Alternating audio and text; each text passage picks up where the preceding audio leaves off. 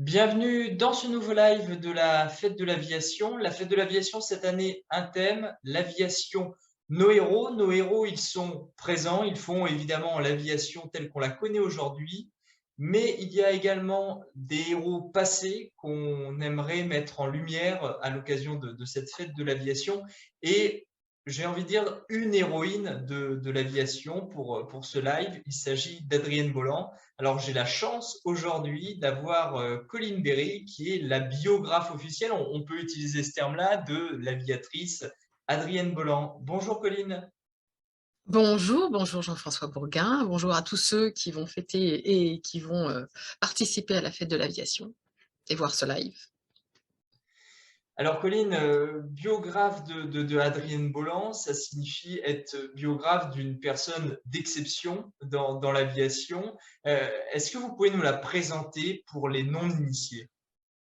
Ça signifie surtout posséder des archives qui sont effrayantes à tenir à jour, hein, et puis être du coup au courant de beaucoup de choses qui ne tiennent pas dans les livres. Et comment vous me disiez, comment je l'ai découverte? Alors Comment j'ai... comment la présenter pour les personnes qui ne la Ah, comment connaissent la pas, qui ne sont présenter? pas initiées du monde de l'aéronautique? Parce qu'évidemment, il D'accord. nous paraît tellement évident, mais Adrienne Bolland, bon, c'est Alors, je dirais une aviatrice du début de l'aviation.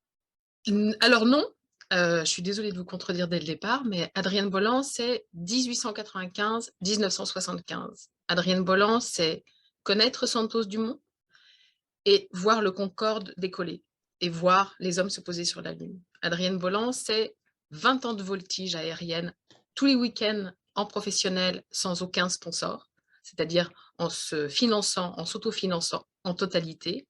Adrienne Bolland, c'est également 2 guerres mondiales, 8 années de confinement. Nous qui venons de sortir de quelques années difficiles, je crois que maintenant on peut se rendre compte. Donc 8 années de confinement, donc 3 d'une deuxième guerre mondiale où elle était résistante, quasiment à mon âge, hein, où elle allait pister les champs possibles pour que les résistants puissent arriver en parachute, hein, ou balancer des armes, tout du moins. Adrienne Bolland, c'est également toujours le record du monde féminin de looping, toujours imbattue. Adrienne Bolland, c'est une femme qui également va, après la guerre, se rendre compte qu'on peut être utile dans tous les domaines de l'aviation. Et donc, elle va devenir ambassadrice pour Air France. Et Air France sera bien content d'avoir Adrienne Bolland pour l'envoyer au bout du monde et remonter, rebooster le moral des troupes après cette Deuxième Guerre mondiale dont on n'est pas encore sorti d'une certaine façon, politiquement. Et puis Adrienne Bolland, c'est une généreuse subversive, c'est une audacieuse pionnière, c'est une femme libre et mariée pendant 45 ans, parce qu'on peut être les deux. C'est une femme pleine de contradictions, pleine de paradoxes, avec une force de séduction phénoménale. Et surtout, c'est une femme qui n'avait ni morale ni principe. Et comme c'est un petit peu mon trajet de vie, je trouve ça admirable parce que c'est très difficile à tenir sur la longueur. C'est facile à incarner à votre âge ou à 20 ans. C'est facile d'être libre et sans principe et amoral à 25 ans, à 30 ans. Mais à 50 ans, à 60 ans, à 70 ans, là, c'est un exercice de haute voltige. C'est la reine de la haute voltige. Et c'est la plus grande aviatrice du XXe siècle, puisque c'est la seule à l'avoir traversé le XXe siècle entièrement dans l'aviation. Alors une héroïne, effectivement, aux multiples casquettes. Est-ce qu'on pourrait revenir peut-être sur un moment de sa vie qui a fait qu'elle est rentrée dans l'histoire? Et je pense naturellement peut-être à cette traversée des Andes, hein, sur Caudron G3. Est-ce que c'est peut-être le moment qui l'a fait rentrer réellement dans l'histoire? Est-ce qu'il y en a d'autres? Alors, moi, j'aurais tendance à en citer deux autres qui sont différents.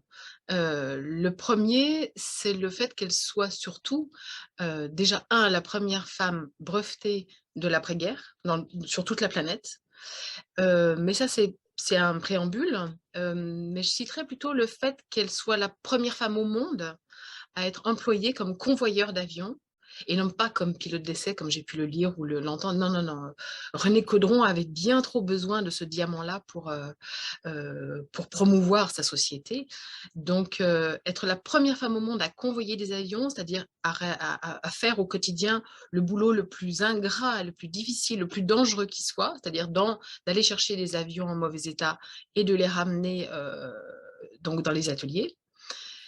Et moi, j'aurais tendance à parler du record de looping parce que là, nous avons affaire, on est en 1924, elle a déjà vécu la cordillère des Andes, le triomphe des Andes, elle a déjà vécu les échecs monumentaux du Brésil, parce qu'Adrienne Bolland va rester 2 ans au Brésil, on l'oublie souvent, et elle va revenir anéantie, malade.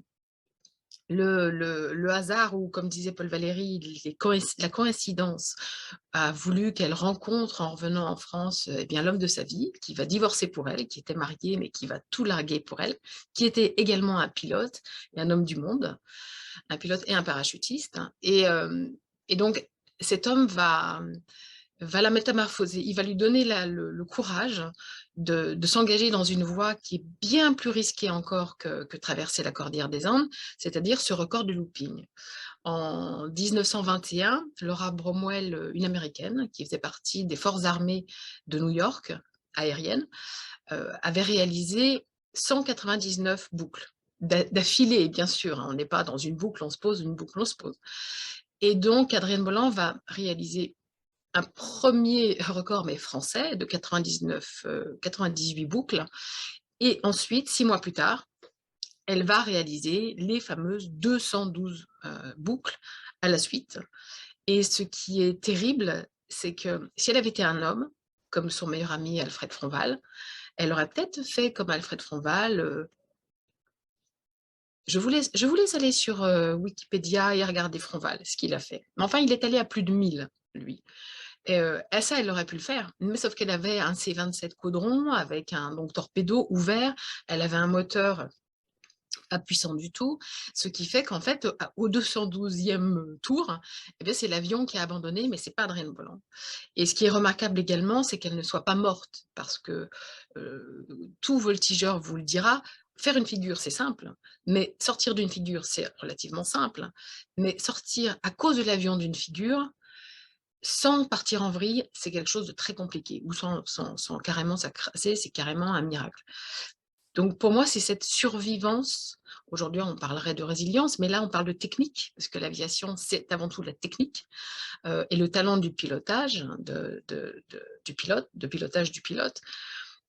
Et c'est voilà, c'est cette femme qui se pose, pour moi, c'est cette photo dans la presse, en première presse mondiale, partout, de ces 212 boucles réalisées par Adrienne Bolland, encore un record.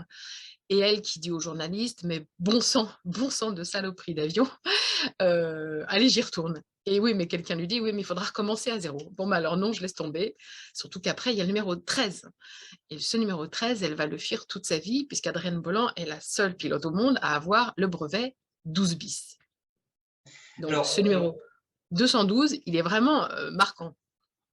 Colline, on comprend qu'il y a évidemment une force de caractère derrière cette personne, de par ses exploits. C'est aussi une personne qui aurait pu être et qui a été contemporain, d'Amelia Earhart. Quelle a été sa place? Est-ce qu'elle Elle a l'a connue. créé des Elle l'a vocations? connue. C'était une personne très suivie visiblement par la presse. Est-ce qu'elle avait une Oh là oui. influence sur ses contemporains?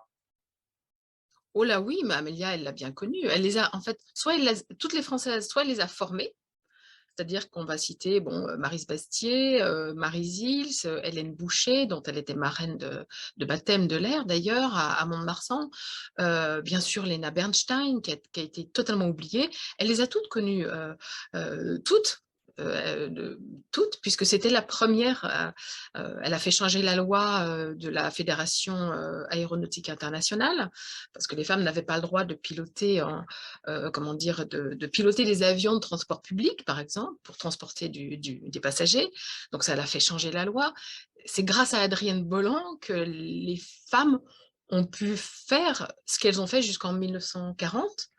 D'ailleurs, c'est la guerre qui l'a arrêté, puisqu'en fait, une fois la guerre déclarée, on lui a réquisitionné son gourdou-le-sœur, parce que le Caudron G3, elle l'a piloté pendant 2 ans à peine. Mais toutes les autres années, elle a piloté des avions bien plus puissants et elle a terminé avec ce Gourdou-Le-Sœur qu'elle s'est fait réquisitionner et bien sûr, ce que la guerre prend, là, on le voit bien en Ukraine, elle ne le rend pas. Donc quand vous vous retrouvez après 4 ans de guerre mondiale et que vous êtes pilote et qu'on vous a pris, une splendeur, cet avion, il n'y en avait que 2 au monde, hein. Il y avait celui de Fernand Malinvaud, qui était le champion du monde de voltige, et celui d'Adrienne Bolland. Quand on vous pique comme ça à cause d'une guerre un engin qui vaudrait aujourd'hui peut-être 500 000 euros, eh bien, après la guerre, on ne vous rend pas les 500 000 euros. Donc, comment faire et toutes les autres sont mortes aussi. Amélia est morte, Maryse Hicks est morte, Maryse Bastier est morte, Hélène Boucher est morte. C'est pour ça que j'insiste et que je débute toujours en disant elle a fait 20 ans de voltige non-stop. Non-stop, c'est tous les week-ends. Moi, j'ai son emploi du temps.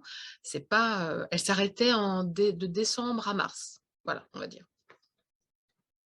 Aujourd'hui, pour une jeune femme qui souhaiterait apprendre le pilotage, qu'est-ce qu'il y a encore d'Adrienne Bolland? Est-ce qu'il y a peut-être des lois, des choses comme ça qui ont fait évidemment bouger les lignes, mais est-ce qu'on peut le quantifier aujourd'hui, l'impact qu'Adrienne Bolland a eu concrètement sur disons une certaine forme d'émancipation des femmes dans le milieu de l'aéronautique?